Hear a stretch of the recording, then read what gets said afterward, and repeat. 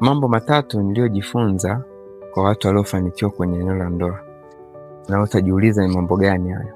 Watu wengi sana wamekuwa wakitafuta kujua namna gani ndoa za wazee wetu zilidumu kwa muda mrefu sana. Namna gani na wao wanaweza kufanya ndoa zao pia zikadumu kwa muda mrefu sana. Tukiacha mapungufu mengine yote, yako mambo makubwa matatu ambayo haya mambo ni madogo sana na tumejifunza toka tukiwa wadogo, lakini tunapokuwa watu wazima tunayasahau kwa sababu moja, ya ego zetu; mbili, mazingira tuliyokulia hayakutufunza hivyo; tatu, ile nafasi uliyokuwa nayo, ona mimi siwezi kuyafanya ya mambo kwa sababu ya nafasi yangu, aidha ni wewe ni baba au ni bosi au kuna namna tu naheshimiwa na watu wengine, kwa na haya siwezi kuyafanya. Lakini mambo tu ya kusaidia kwenye mahusiano yako ya wewe na mpenzi wako kufanya, hata katika mahali pa kazi. Jambo la kwanza ni kuomba msamaha. Watu wengi ni ngumu sana kutambua amekosea na akakubali amekosea. Kumbe hii ni jambo muhimu ambalo linajenga uaminifu hata katika mahali pa kazi. Unapokosea na ukakubali umekosea, hii inakujengea uaminifu kwa yule mtu mwingine kwamba huyu mtu kweli anaweza kuwajibika kwa yale ambayo anakuwa ameyakosea na hatarudia tena. Kwa unamjengea imani. Lakini pili, inakufanya mwenyewe kuwa salama katika eneo husika, inakupunguzia hofu, kwa inakufanya uwe na amani.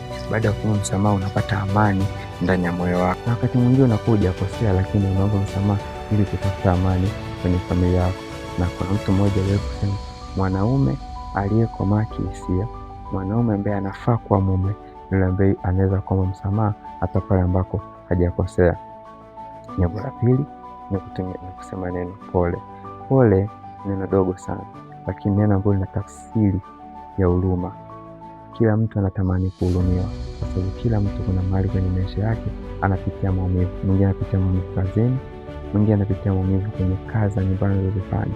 Sasa ukishindwa kutambua hizo, ukashindwa kutoa neno dogo tu, pole kwa kazi mume wangu, pole kwa kazi mke wangu, pole kwa kuumia, lakini kama utaweza kutumia neno kizuri, inaonyesha ni namna gani unaguswa na hisia za mwenzako. Sina zile hisia nzito na ngumu ambazo kwa mara nyingi zinapelekea mtu kukata tamaa au zinapelekea mtu kuona kwamba hawezi kuendelea mbele.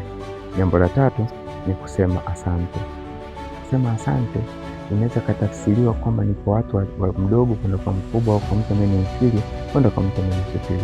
Lakini neno asante ni muhimu sana kwa sababu inaonyesha appreciation ya kilichofanyika, lakini inarudisha amani kwa yule mtu ili kufanya tena na tena. Unapokuwa kwenye ndoa ambayo hakuna mtu anakwambia asante, asante kwa kupika chakula kizuri, asante kwa kufulia nguo zangu, asante kwa sababu unatuhudumia hapa nyumbani, asante kwa sababu tumeona mchango wako.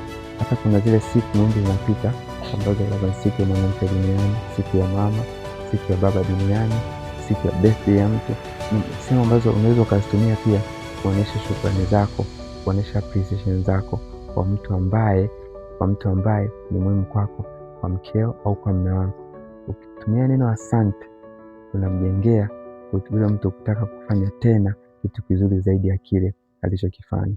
All men is appreciation. Kwa unapo appreciate kidogo anachokupa, amini usiamini, kesho atakupa kikubwa. Kama unataka kuwa bora kwenye mahusiano, anza kupractice maneno haya: pole, asante, samahani. Kama umependa video hii na umependa mafundisho haya, basi share kwa mtu mwingine upendo huu, ili na yeye aweze kujifunza zaidi. Wote tufurahie mahusiano.